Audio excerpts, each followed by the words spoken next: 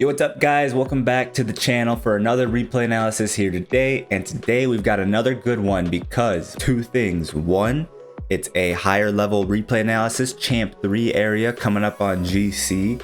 Awesome stuff. I love analyzing those higher level games. I love analyzing any rank for you guys, but especially those higher ranked games because you start to be able to point out little nuances in somebody's gameplay that can take them to the next level. Because going from Champ 3 up to SSL, a lot of it just becomes about consistency and then just little tiny decision making errors and flaws. And the second thing that is going to make this exciting is that this is actually a full team against a full team. He said these guys have been, him and his friends here have been teaming for a while, so it should be good. We'll see the chemistry, we'll see if they've got some team plays, we'll see if they rotate around each other well and whatnot. So I'm only analyzing this from Snuff's point of view, but yeah, we'll see how he does with his team. As always guys, before we get into the video, follow me on Twitch. I stream every Sunday, Wednesday, and Friday. I'd love to see all your new faces there. It's always a good time when I see new people popping into the stream and we have a lot of people chatting in stream.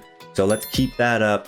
Follow me on Twitch, hop in when I start streaming. Love to see you there. Join our Discord, link for that is in the description as well. Be a part of our community and stay connected with me even when I'm not streaming and when I'm not making videos. And also by joining the Discord, you can actually submit your own free replay analysis for me to do, just like this one here. All you have to do is post a replay file or YouTube video of your replay into the replay analysis chat channel. Or if you want to subscribe on Twitch or Patreon, which this person actually did, you can submit your replay analysis into the sub-only replay analysis chat channel, and I get to those before I get to any of the free replay analysis. Just a way for me to make a little extra moolah because I am trying to become a full-time content creator while also giving you guys who, you know, urgently want to up your gameplay to the next level a way to cut the line and get your replay analysis done faster. So with all that out of the way, guys, let's get into the analysis.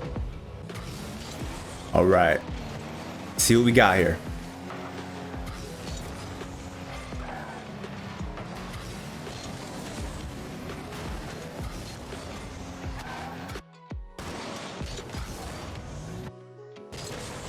Going for a shot early on. Not a bad thing to do to try to score the goal here, but I would actually say that passing this off of the backboard in this situation would actually be your best bet because you've got 3 people in net or 3 people right in front of you. It's going to be really hard to get this shot to go unsaved into the net.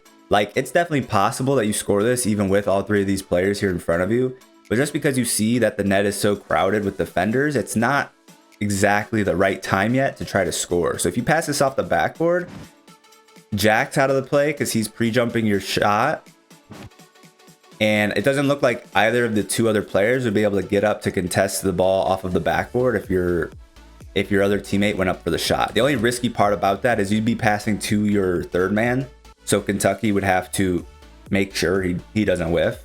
So as soon as you make that pass, we definitely want to rotate out as quickly as possible, just in case something does go wrong with Kentucky in the back. It is always risky to pass to your third man, but in that situation, all your opponents are in front of you. Nobody's like upfield cherry picking. Nobody's in a position where they're going to be able to get a hard clear off of the backboard. Nobody's in a position where they're going to be able to jump up and really beat your teammate Kentucky to the ball. So because the net is so crowded here, you haven't really broken down the defense yet. I would say go for the pass off of the backboard, break down the defense a little bit more, try to clear up that net, and that's your scoring opportunity.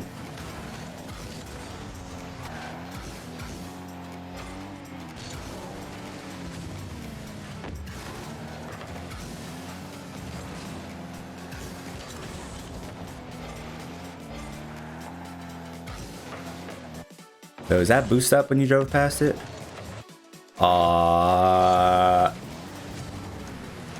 I know the replay likes to bug, and after a boost gets grabbed, it's just not there even when you rewind. But if this corner boost was up when you rotate it out here, definitely steal that corner boost before you rotate out. It just spawned, but I feel like it was there. If it was there on your rotation out, you definitely want to steal that boost. But if it wasn't there, then you're good, you're chilling.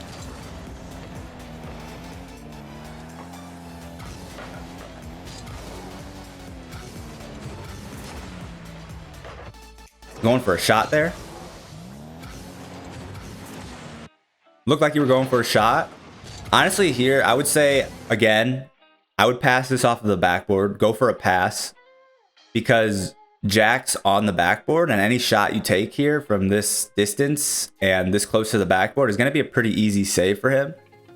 Now, he does kind of like pre-jump you, which made his life harder if you do shoot this. But we're not here to... We're here to, you know, assume you're playing against people who know what they're doing. So Jack, if he waits on the backboard here for your shot, it's going to be a pretty easy save for him.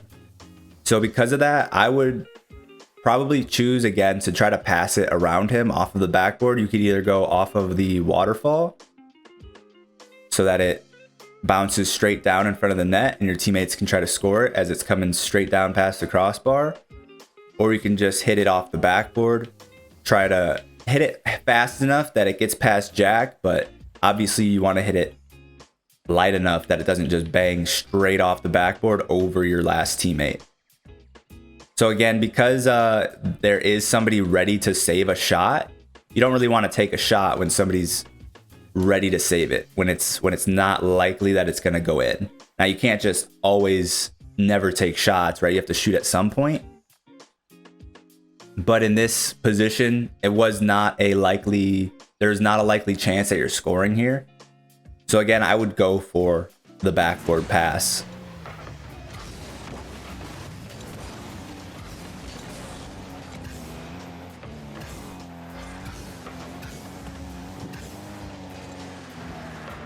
Hit that kind of far away. You weren't able to follow it up. I got scored on. Let's see what happens here.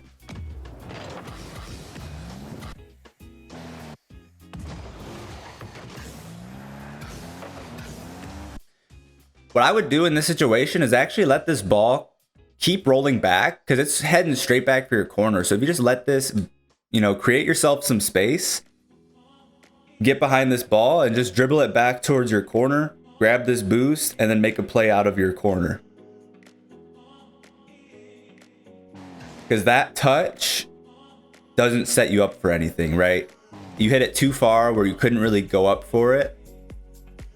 And Jack's just got a free touch going back the other way. You could have taken a softer touch to try to like make a dribble play, right? Instead of, when this happens, just punting straight into it or driving straight into it.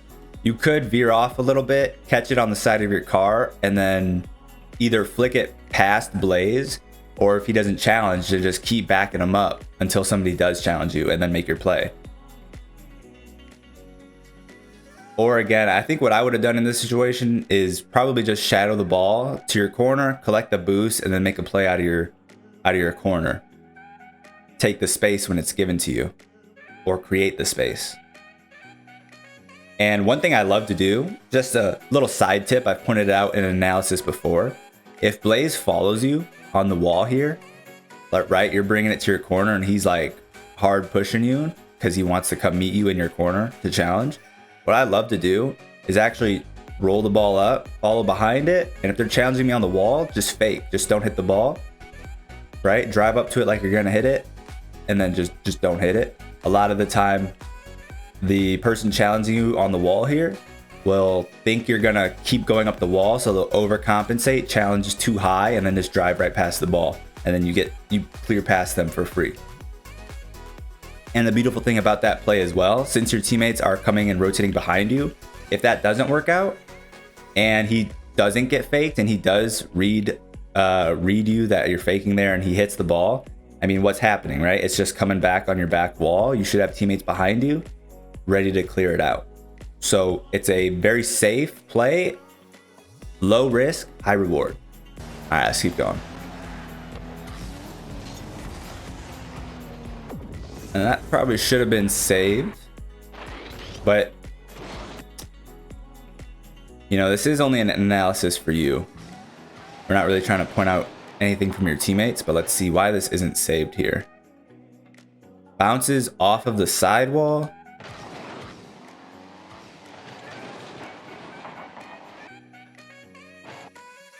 Kentucky's rotating back. Sane is possibly turning in to come get this ball off of the bounce towards middle. He sees you go though, so he doesn't go. And And then that's just a nicely placed shot to the far corner where nobody else is. Wow, good shot by them. Really took advantage of the situation. Really, that was the only placement on the shot that Kentucky couldn't get to. The only thing that I could say you could do better here is after this touch, after this play doesn't go well and you hit it too far, you turn back on the ball. You could actually rotate back as third man here because you did just make a play as first man. You should technically be rotating back now. But you are in comms with your team here. You can call that you're going again because, again, you're also in position to challenge again. So you're in position to either rotate to third man or challenge again. So either you didn't communicate that you were challenging again, because if you did, then Sane should be rotating back and he saves this. Or you should be rotating back to third man. So you got to make sure you either communicated that you're challenging this so that Sane knows to just keep rotating back and then he can save this ball. Or you need to rotate back as third man if you're not communicating that you're going for this again. So that could have been prevented with better communication or better rotation by you. If you rotate out to third man, like you technically should, you save this. Or if you communicate that you're going again, Sane saves this. All right, let's keep going. Let's keep going.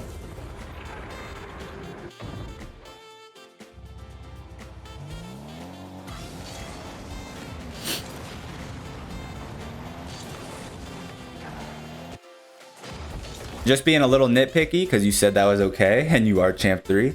But after this ball rolls out that way, you need to be quicker. Flip, flip, flip, flip. Go, go, go. Get that boost. You're wasting time. You're wasting time. You got to be quicker. For all you know, somebody from the kickoff is going for that boost as well. So you need to try to beat them there. Until you see somebody that's clearly going to beat you to that boost, you need to put your best foot forward, put your best speed forward to be able to try to get that. So just kind of need to play faster to grab that boost. I can't tell you how many times it still happens because you just get complacent sometimes and I can't tell you how many times I've been complacent on grabbing a boost like in this situation and then somebody out of nowhere beats me to the boost and it's like, shit, if I would have gone full speed for that boost, I would have beat them. I would have got that boost. We'd be in a much better position. But because you're complacent, somebody could swoop in and grab that boost out of nowhere.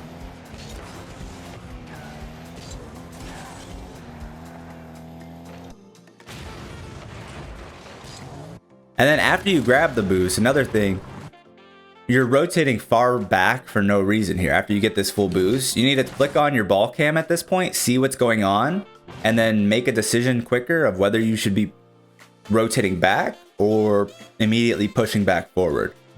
Because you grab this boost, you haven't flicked on your ball cam, you have no idea what's going on over there, and for all you know, like, you guys have them pinched in pretty hard right now, and you need to be in an offensive position to keep the pressure. But you're like rotating back super far. Like, why are you still turning around? Why are you still driving back to your end? Right at this point, if I see, let's see what's going on. Hypothetically, you turn on your ball cam, you see that, yeah, you would have seen nobody's clearing this ball back your way. And boom, as soon as you see that, you should be turning back in offensively.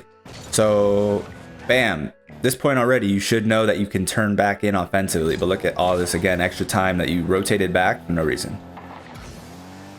So just kind of need to pick up the game speed a tiny bit.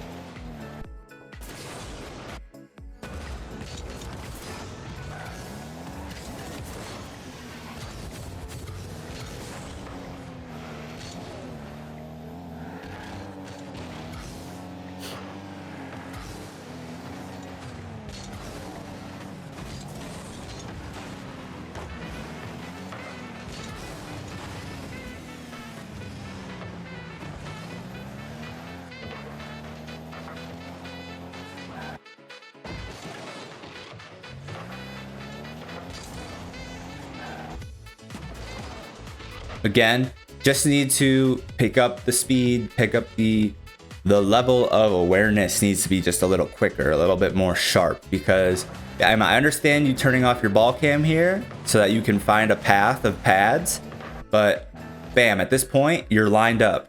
You don't need to have your ball cam off anymore. you can turn it back on, flick it back on to see what's going on behind you. You're lined up on this mid boost path of pads. All you have to do is start flipping and you're picking up that path of pads. So this is an opportunity again for you to turn on your ball cam and find out what's happening behind you. But you waited an extra 1.5 seconds, and those seconds matter. They matter big time in Rocket League. Every second matters in Rocket League.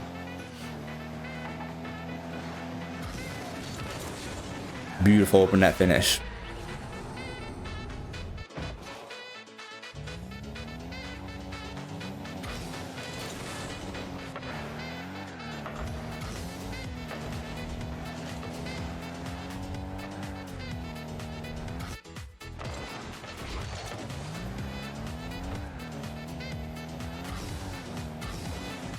Okay, right here, good positioning, and you're right to, this should be Sane pushing up on this ball right now. Unfortunately, Sane is out of position for whatever reason. It looks like he should have grabbed a mid boost. Let me go back all the way to kickoff. Nobody steals that mid left boost. Sane should be grabbing that mid left boost and then turning. This should be his ball to challenge. And because this is his ball to challenge, I wouldn't advise pushing up and challenging for him. I would let Sane come back. I mean, it's a little different than the advice I would normally give to people who usually send in solo queue analysis. If you're in comms and you're communicating that you're going to go because he's too far back, then okay, this is fine that you're challenging. But if you're in solo queue, something to keep in mind for viewers, a lot of my viewers are solo queue players, so this is a tip.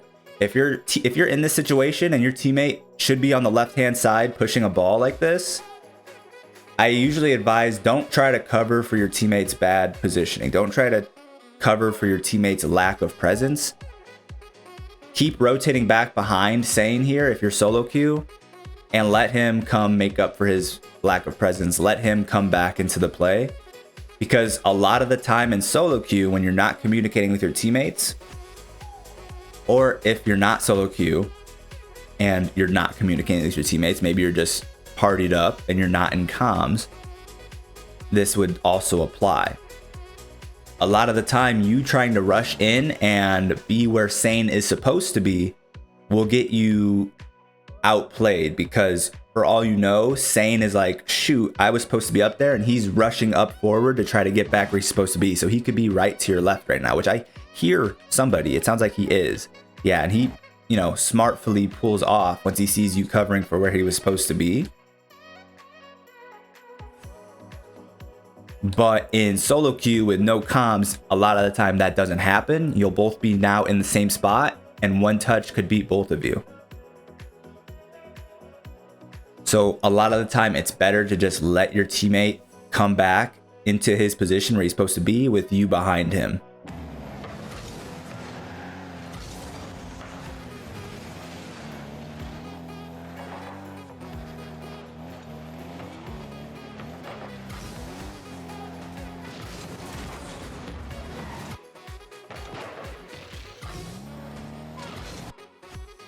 And this is actually a pretty decent passing opportunity. Right here, the backboard is completely open, or you could go for a midfield pass. If you get more, if you stay on the wall longer, until this ball is right at your side or so, or almost right to your side, maybe side flip off of the wall. Sane should be middle, ready for a pass. You can, again, side flip into it or use a little bit of air roll and try to, you know, scoop it out that way. Whatever you're more comfortable with, practice those infield passes. Or again, because you notice the backboard is open, you could also bang this really hard and try to get it to bounce off of the backboard for Sane. So far this game, I think your biggest mistake individually that you just need to work on is recognizing what the best play to make in the situation is. Recognize your opponent's positioning and decide what the most lethal play based on what your opponents are doing would be to do. Oh, you actually did do that. You actually did pass it off the backboard. Nice backboard pass. I must not have watched it all the way through before I came back and gave you that tip, but I'm glad to see that you did do that. So the backboard pass, good job actually. Oh, and look at that, it was a goal. It's like you know what you're doing, and I know what I'm doing because we thought the same thing. Good job, good job. For some reason, I thought that your touch there was off of like rolling down the corner. My mistake.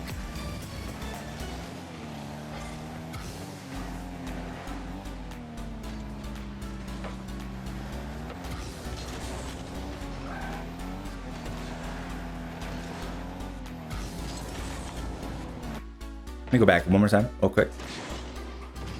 Kind of spaced out for a second there.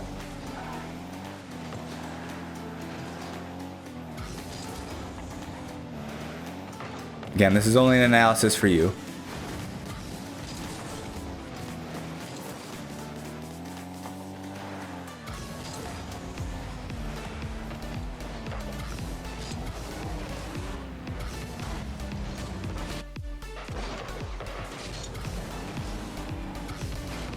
Not sure if you're trying to pass this or shoot this. Definitely want to be going for the pass. Could have been a little bit better. If you are just more direct with your aerial here, you're kind of floating to it for whatever reason. If this is just a more comfortable aerial straight towards the ball here, you could get a bit better of a touch off of the backboard. You still want to get a light touch, but you kind of want to get a light touch over the center of the backboard rather than at the last second passing the backboard like you do here. Because then it's really not in a great scoring opportunity anymore. You could have had that ball coming down right here in front of the net with him over here where he was, and that would have been a free goal. So just kind of either not a very comfortable aerial for you, or you were trying to shoot it. I'm not sure what happened right there. Not the best execution on the pass there though.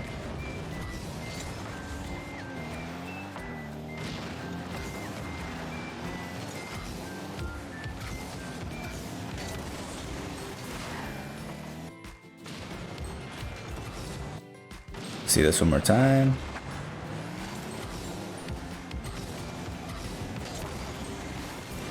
Okay.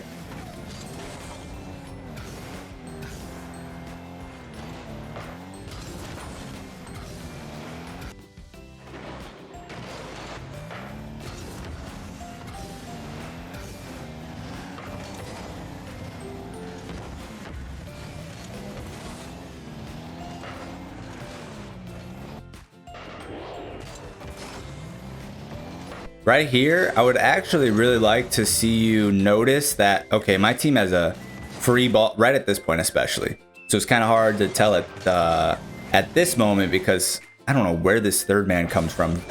I don't know why. I don't know where that guy comes from. The fact that he's positioned there is wild. But after he doesn't hit the ball here, I would like to see you immediately turn upfield to your left here and look for being a passing option. So turn out this way and give Kentucky an option to pass to you. You always want to try to be a passing option if possible. It always sucks. Imagine yourself in that position from Kentucky. And it always sucks when you have nobody to pass to, when your teammates are just focused on rotating back and they don't look for possible passing lanes. You don't want to force passes, but whenever they're available, you definitely want to go for it.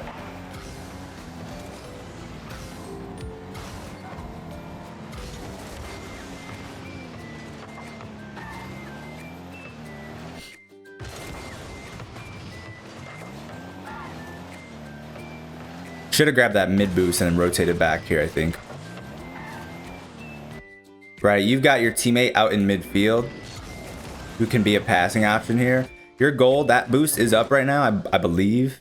If it wasn't during this replay, my bad, you're fine not grabbing it. But if that boost is up, grab that boost and rotate back. Because in this position where you're at, the only pass Sane can make to you is just straight in front of him, right?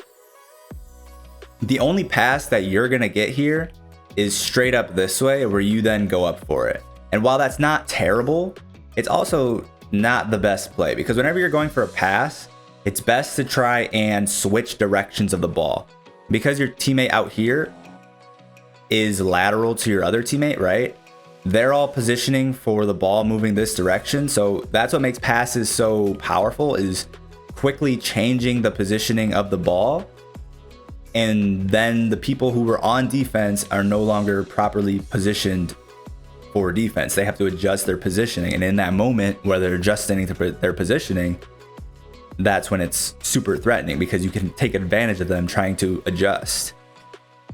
So if he passes to you straight ahead, there's no change in direction on the pass. So the pass isn't as threatening. So the better pass here is the pass to Kentucky. You rotate back. So again, you can change that direction of the ball, and then Kentucky can do anything with it. You know what I mean? Kentucky can go for a double tap. Kentucky can go for a pass back. He can go for a shot. He can go for a pass off of a corner, off the ceiling. Kentucky can do so much with this ball. And you would have options as well. I mean, like, your options, you can go up for it. You can put it off the ceiling. You can put it off the backboard. You can take a shot. But Kentucky just is, if we're playing a pros and cons list, there's more pros to passing to Kentucky than there are to you in this situation. The main one being that change in direction of the ball. Really, that's the only thing that Kentucky has that you don't have in this position. So it's just a better... Overall, the best play is to pass to Kentucky. You rotate back so you can get that change in direction on the ball.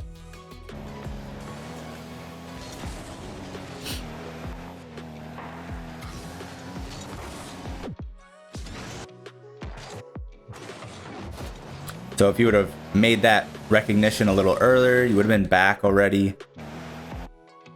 You'd already be facing outwards, not in your net, and this wouldn't be as threatening of a play as it is. A little slow on your reaction time there, for sure. Right here could have already been jumping. Unfortunate. Just a little slow. You need to pick up the game speed a little bit. You're only champ 3. I'm not gonna lie, you look really good. Like, this is a pretty clean game. The teamwork looks pretty good, man. You guys look good together. I can tell that you're a team, or that you were a team in the past. The gameplay looks good. It looks clean. Just the speed. It's champ 3 speed. The speed could be a little faster, but the gameplay itself is pretty good so far.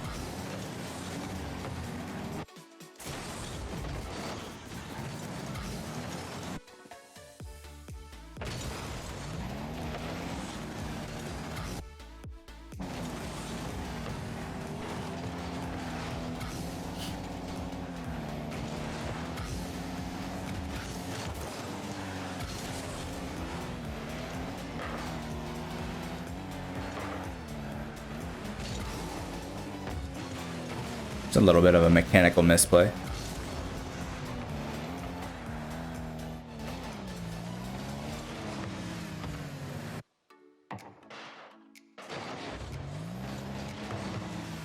Oh, damn, that's a lucky touch.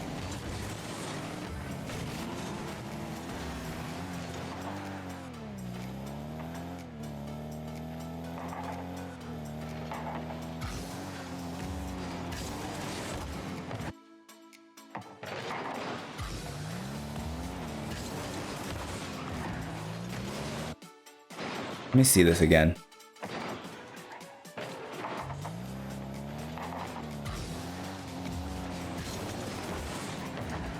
Decent dunk, decent dunk.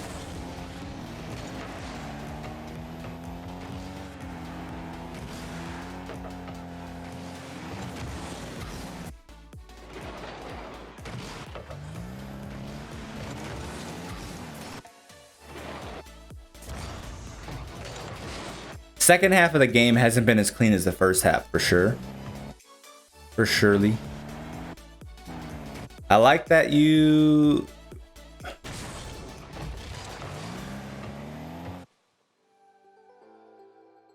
Here, you can't really tell what Sane's plan was, which direction he's gonna go.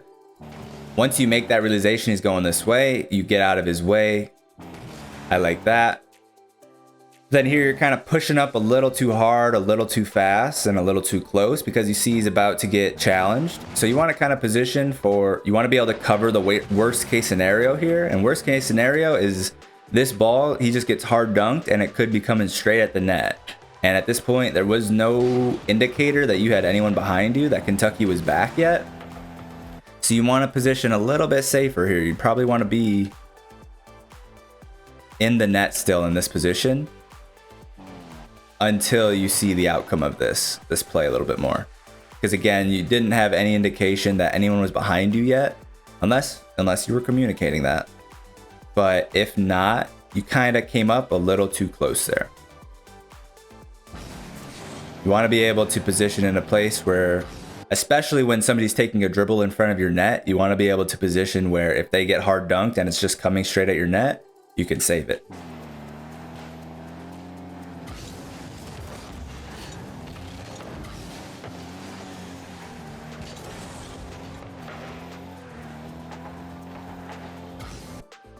Go back one more time.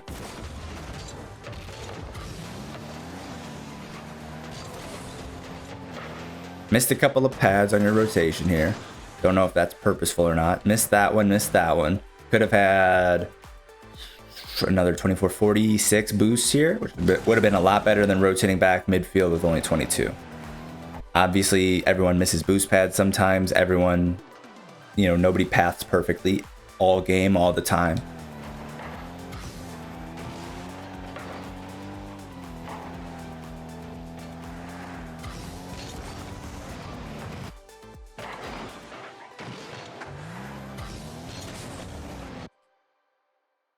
I don't like this really aggressive push upfield in this position, right? Longbow is still in a position to beat you to this ball. So you pushing this really hard here, you can't stop, right? You see he's coming for the ball now, and because you flipped, you can't stop. You can't be like, oh crap, he's gonna hit this, it's gonna go way over me, I can't turn around because I'm flipping. You could have driven up in order to force his hand, right? In order to make him do something, you can drive up to this, because then at any point in time, you can adjust your positioning. Because you flip here, you had no ability to stop moving up once you realized he was going to play this, and he got it past you. Could have been a lot worse than it was. Right, if he hits this off the sidewall, bang, you're flipping, he hits it off the sidewall, he sets himself up, he goes up onto the sidewall, shadowing the ball. In his point of view, sees you flipping at him, you can't stop, he knows that, hits it off the sidewall, follows it up. Why am I stuck? Am I on, not on fly? Oops.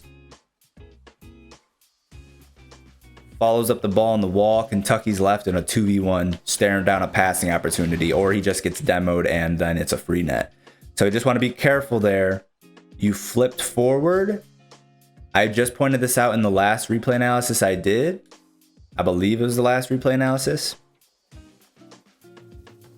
You're flipping forward, and because you're flipping forward, you cannot stop until you finish your flip. So just a bad time to flip forward.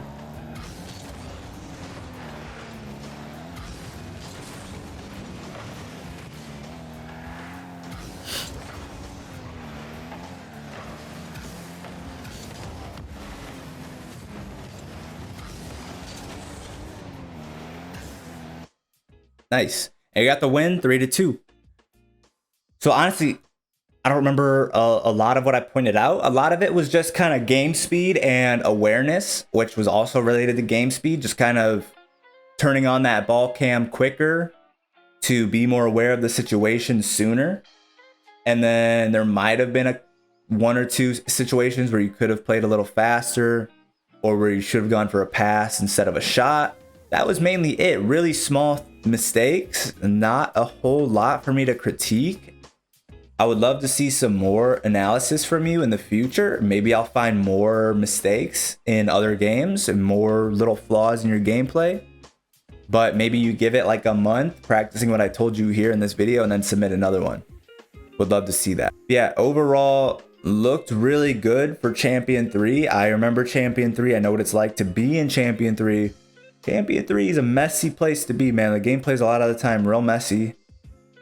But this was pretty clean gameplay overall. And so always a good feeling when you're playing with a team when the gameplay looks and feels clean. That's a good thing. It means you're playing well together, you're rotating around each other well. And yeah, that's all I gotta say, man. Hope you guys enjoyed the video. If you liked the video, don't forget to like the video, subscribe if you're new to the channel, and I'll see you guys in the next one. Peace out.